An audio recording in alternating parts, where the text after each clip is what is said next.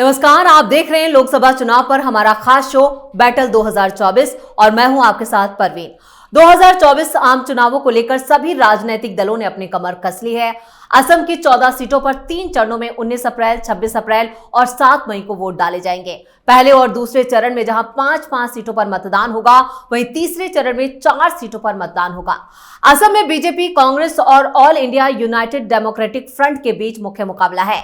BJP ने छोटे दलों से गठबंधन किया है, जिसके तहत पार्टी 11 सीटों पर चुनाव लड़ रही है। 2019 में एनडीए ने 9 और कांग्रेस ने 3 और एयूआईडीएफ ने 1 सीट जीती थी। लेकिन इस बार परिसीमन से असम के समीकरण भी बदल चुके हैं। इन बदले समीकरणों का किसे मिलेगा फायदा, इसी पर चर्चा के लिए मेरे साथ स्टूडियो में मौजूद हैं कैपिटल टीवी के editor in chief doctor Manish Kumar और एग्जीक्यूटिव एडिटर राजीव कुमार। आप दोनों का स्वागत है। धन्यवाद। असम की 14 लोकसभा सीट 3 चरणों में मतदान है, लेकिन यहां पर जिस तरह से सीए और जो बाकी के मुद्दे हावी हैं, तो वहां पर कितना फायदा बीजेपी को? देखिए, सीए को भी मैं बाद में लेकर के आऊंगा जी। सबसे बड़ा plus point Bharatiya Janata party के लिए असम के अंदर में वहां के चीफ मिनिस्टर हैं, हाईली पॉपुलर। और ये जो 3 सीटें पिछली बार कांग्रेस पार्टी जीत के आई थी, ये संख्या बढ़ सकती थी, ये संख्या बढ़ सकती थी अगर आपका एक अलायंस ये बदरुद्दीन की पार्टी से हो गई होती तो। लेकिन जब आपकी रणनीति, आपकी नीति, आपकी विचारधारा कंफ्यूज्ड हो कि उनको मालूम था कि अगर बदरुद्दीन की पार्टी से हाथ मिला लेंगे तो फिर दिक्कत होगी, बीजेपी वाले हल्ला करेंगे, मुस्लिम अपीजमेंट का जो है वो, भाई यही काम तुम बंगाल में करते हो, यही काम तुम केरल में कर रहे हो, ये काम तुमने कर्नाटक में किया। कर्नाटक में तुमने तो पीएफआई के जो बैंड ऑर्गेनाइजेशन है उसका जो पॉलिटिकल विंग है एसडीपीआई, उससे तुमने गठबंधन कर लिया टैसिट। तो एक कांग्रेस पार्टी की चूक, कांग्रेस पार्टी की भूल, और दूसरी तरफ एक हाईली पॉपुलर चीफ मिनिस्टर, ये 2 सिनेरियो समझ लीजिए। इस सिनेरियो के ऊपर भी आप कुछ रोल अदा कर सकते थे। आप कुछ रोल अदा कर सकते थे जब आपकी यात्रा असम से गुजरी। आपने क्या किया? आपने एक ऐसा जघन्य अपराध किया है, ये 3 ये 0 में कन्वर्ट हो जाएगा। बदरुद्दीन अपनी सीट एक बचा ले जाएंगे, कारण वो एक ही डिस्ट्रिक्ट की ही पार्टी है, तो वो कहानी तो अलग है। लेकिन राहुल गांधी की मूर्खता की वजह से उन्होंने क्या किया, ये मीडिया वाले इस स्टोरी को छुपा ले गए। आपने कह दिया कि हेमंत बिस्व शर्मा जो है ये हिंदुस्तान का सबसे भ्रष्ट चीफ मिनिस्टर है। चलिए, यहां तक माफ था। आपने हेमंत बिस्व शर्मा की पत्नी और उनके बच्चों को भी भ्रष्टाचारी बता दिया। प्रियंका वाड्रा के बच्चों का नाम भी देश को मालूम नहीं है, और भारतीय जनता पार्टी का कोई भी नेता अभी तक प्रियंका वाड्रा के बच्चों के ऊपर कोई राजनीतिक कमेंट नहीं किया। ये किस तरह की मानसिकता है तुम्हारी? और जिस दिन से वो बात उसने की है, आप ये समझिए कि कांग्रेस पार्टी ने अपने पैर पे कुल्हाड़ी मार ली। आप हंगामा करते रहे, हंगामा करते, अभी केजरीवाल के साथ जा रहे हैं, वो केजरीवाल एक अपना उम्मीदवार खड़ा किए हुए। तो ये रणनीति कांग्रेस पार्टी को असम के अंदर में वापस अपनी खोई हुई जमीन कैसे लाए, उस पर काम करना था। लेकिन आपके पास गोगोई के अलावा वहाँ पे कोई दिखता नहीं है, उसकी वजह से ही ज़्यादातर प्रॉब्लम है। तो ये एक जो असम का जो स्टेट है, ये सरप्राइज तो नहीं देगा, लेकिन हाँ, कांग्रेस को 0 सीट वहाँ पे इस बार वही परिस्थिति बनती हुई नजर आ रही है। राजीव जी, क्या वाकई में कांग्रेस को झटका लगने वाला है? जो काम यहाँ पर या अपनी यात्रा के दौरान राहुल गांधी ने जो गलतियां की हैं, उसका बड़ा खामियाजा भुगतेंगे? देखिए, राहुल गांधी ने यात्रा में असम को एक्सप्लॉइट करने की कोशिश की। जिस तरीके से इनकी यात्रा नॉर्थ ईस्ट से शुरू हुई थी, उसमें असम में सबसे ज़्यादा समय देने की कोशिश की थी। लेकिन सबसे ज़्यादा जब समय देने की कोशिश की तो सबसे ज़्यादा गलतियां करेंगे। इन्होंने क्या किया, जब हेमंत बिस्व शर्मा ने यह कह दिया था गुवाहाटी के अंदर मत आना क्योंकि यहां पर समस्याएं पैदा हो जाएगी, बच्चों के लिए स्कूल है, कुछ अस्पताल में भी समस्या पैदा होगी, हमने पहले ही अपनी रैली कैंसिल कर दी है आपकी यात्रा के लिए कि कोई संघर्ष ना हो। लेकिन आपने क्या किया, संघर्ष पैदा करने की कोशिश की। हेमंत बिस्व शर्मा को एक और हथियार दे दिया।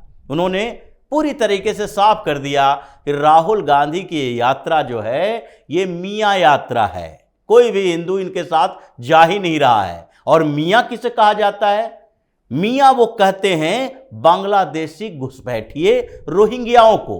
उनका साफ तरीके से कहना है कि जो असम के मुस्लिम हैं उनको सारे अधिकार मिलेंगे, जो बाहर से आके असम में कब्जा करके बैठे हैं उसको हम कोई अधिकार नहीं देने वाले। और राहुल गांधी की टीम में वही लोग दिखाई पड़े। यात्रा ने राहुल गांधी की जो इमेज थी उसको और ही खराब कर दिया।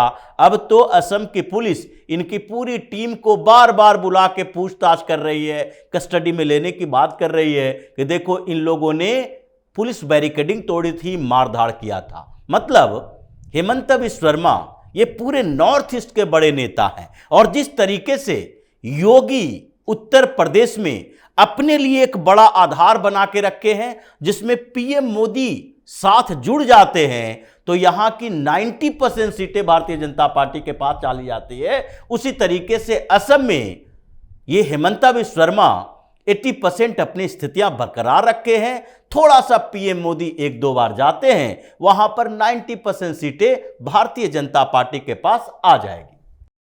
डॉक्टर साहब, चुनाव प्रचार हम देख रहे हैं बीजेपी की तरफ से हेमंता लगातार चुनाव प्रचार के मैदान में उतरे हैं और आक्रामक चुनाव प्रचार कर रहे हैं, लेकिन यहाँ पर विपक्ष की तरफ से ना ही ज्यादा चुनाव प्रचार किया जा रहा है। तो क्या कमी देख रहे हैं? क्या यहाँ पर जो वो फाइनेंशियल क्राइसिस की बात कर रहे हैं वो बड़ा रीजन है या वाकई में यहाँ पर बीजेपी को फेस नहीं करना चाहते? देखिए, मुझे कोई ये बात बता दे, कोई ये कह दे कि कांग्रेस पार्टी के पास पैसे नहीं है या कांग्रेस पार्टी जो है सिर्फ वो इलेक्टोरल बॉन्ड के ऊपर ही निर्धारित थी। पहली चीज, कोई भी बैंक अकाउंट इनका सीज नहीं हुआ है। पहले आप इस चीज को क्लियर कट समझ लीजिए। कोई भी व्यक्ति ये दलाली करता हुआ पाया जाए कि ये कहे कि मैं कांग्रेस पार्टी के खाते को सीज कर दिया गया है, झूठ बोल रहा है, वो दलाल है। हकीकत क्या है, वहां कोई भी बैंक अकाउंट, और 8-10 बैंक अकाउंट है इनके, किसी के ऊपर कोई पाबंदी नहीं है। पाबंदी क्या लगाया गया है, 105 करोड़ रुपए उनका बनता है। 105 करोड़ के अलावा जो भी आपके पास पैसा है उसका इस्तेमाल कीजिए। बात समझे? इनका 105 करोड़ रुपया इनकम टैक्स डिपार्टमेंट के ऊपर बनता है। अभी ये हाईकोर्ट होकर के आए, हाईकोर्ट ने भी कहा बिल्कुल सही कर रही है इनकम टैक्स। तो वो जो बैंक अकाउंट है, बैंक अकाउंट में हजारों करोड़ रुपए इनके पास, उसमें सिर्फ 105 करोड़ रुपए आप उसको छू नहीं सकते। उसके अलावा आप जो चेक काटना है आप चेक काटो, जो करना है वो करो। पैसे नहीं है। दिल्ली में तुमने रामलीला मैदान की घोषणा की है ना, कहां से लाओगे पैसे? क्योंकि अभी अगर आपकी बात को अगर मान लें कि अकाउंट को फ्रीज कर दिया गया है तो अभी तो फ्रीज उठा नहीं है, तो कहां से लाओगे खर्च? राहुल गांधी को शर्म आनी चाहिए। ये लोग समझते हैं कि देश की जनता बेवकूफ है। जो व्यक्ति चार्टर्ड प्लेन से जाता है, कोई भी रैली कहीं भी चार्टर्ड प्लेन से, और उसकी एक शर्त होती है कि by evening he has to get back to Delhi. कभी आपने देखा है राहुल गांधी 9 बजे रात को रैली का संबोधन कर रहे हैं? नहीं करेंगे। He wants a good evening time with his friends. उनको पार्टी करना जो है ज्यादा महत्वपूर्ण है। आपने कभी कोई वीडियो देखा है कि ये रैली के लिए मुंबई जा रहे हो, कन्याकुमारी जा रहे हो और ये किसी साधारण हवाई जहाज में जा रहे हो? कांग्रेस का अगर डेलीगेशन जाता है तो पूरा का पूरा हवाई जहाज बुक करते हैं। कहां से आता है पैसा? तो ये तमाशा बंद करें। 70 साल लूट लूट के कांग्रेस पार्टी ने देश को तबाह और बर्बाद कर दिया, और ये अभी विधवा विलाप हमारे बैंक अकाउंट को, कोई बैंक अकाउंट, ये बकवास चीज है। और ये सारी चीजें देश की जनता अच्छी तरीके से समझती भी है।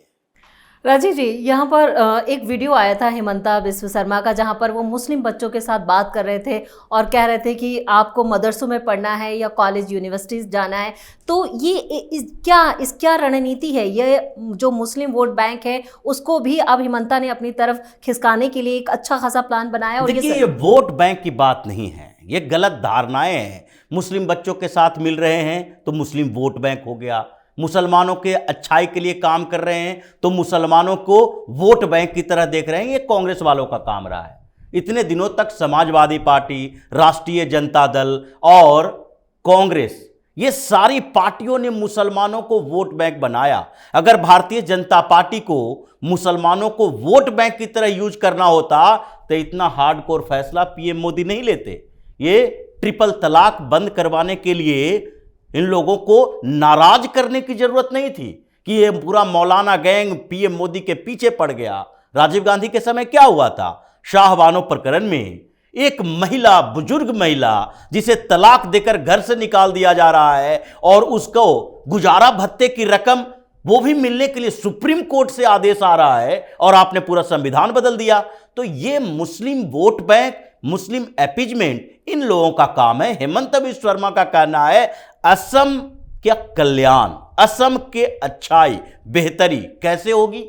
अगर ये मुस्लिम बच्चे मदरसे में पढ़ के मुल्ला मौलाना बन के निकलेंगे तो असम का विकास होगा। असम का विकास तभी होगा जब असम का हर नागरिक है जो बेहतर परफॉर्मेंस करे, बेहतर एजुकेशन ले। और इसलिए उन्होंने कहा था कि जब उनके पास मदरसा के लिए पैसा देने के लिए, ऐड देने के लिए आया, एक ऑफिसर आया, बोला देखिए मदरसों का पैसा बकाया है, इनको इस बजट में एलोकेशन होना चाहिए। उन्होंने साफ तौर पर कहा ये मदरसा कौन सी दुकान है भाई? यहां से क्या पैदा होता है? कुछ भी प्रोडक्ट तो होता होगा। मेडिकल कॉलेज का प्रोडक्ट है डॉक्टर, इंजीनियरिंग कॉलेज का इंजीनियर है, इससे क्या पैदा होता है, क्या निकलता है? तो उस ऑफिसर ने कहा यहां से मुल्ला मौलाना निकलते हैं, तो ये मौलाना बनाने के लिए सरकार पैसा देगी? वो तो साफ तौर पर कहते हैं मुस्लिम बच्चों को अगर डॉक्टर बना दें हम तो उसका भला होगा या बुराई हो जाएगी? तो मौलाना बनना चाहते हो या डॉक्टर बनना चाहते हो, ये तय करो। तो इसलिए वोट बैंक की बात नहीं है, लेकिन जो समझदार मुसलमान असम का है, जो अपने बच्चों का भविष्य देख रहा है, जो कांग्रेस के शासन को देख चुका है कि कैसे इन लोगों ने मुस्लिम अपीजमेंट के नाम पर सबसे ज्यादा मुसलमानों को पिछड़ा हुआ रखा, वो लोग आज भी हेमंता बिस्व शर्मा के साथ हैं। ये बांग्लादेशी, रोहिंग्या, घुसपैठियों के साथ नहीं है। इसलिए असम में उन्होंने जो काम किया है 100% अब भारतीय जनता पार्टी के लिए 90% प्लस सीटें पूरी तरीके से सुरक्षित है। चलिए, असम पे आप दोनों ने इतना सटीक विश्लेषण किया, इसके लिए बहुत बहुत धन्यवाद। धन्यवाद। तो असम में राहुल बनाम हेमंता की जंग का भी असर देखने को मिल सकता है, क्योंकि कांग्रेस से बीजेपी में आए हेमंता गांधी परिवार को लेकर हमेशा आक्रामक रहते हैं और चुनाव प्रचार में उनकी यह आक्रामकता पार्टी को कितना फायदा पहुंचाएगी, ये चुनाव के नतीजे तय करेंगे। आपको हमारा ये वीडियो कैसा लगा? नीचे कमेंट में अपनी राय जरूर दें। वीडियो को लाइक करें, शेयर करें और कैपिटल टीवी को अगर सब्सक्राइब नहीं किया है तो सब्सक्राइब जरूर कर लें। धन्यवाद।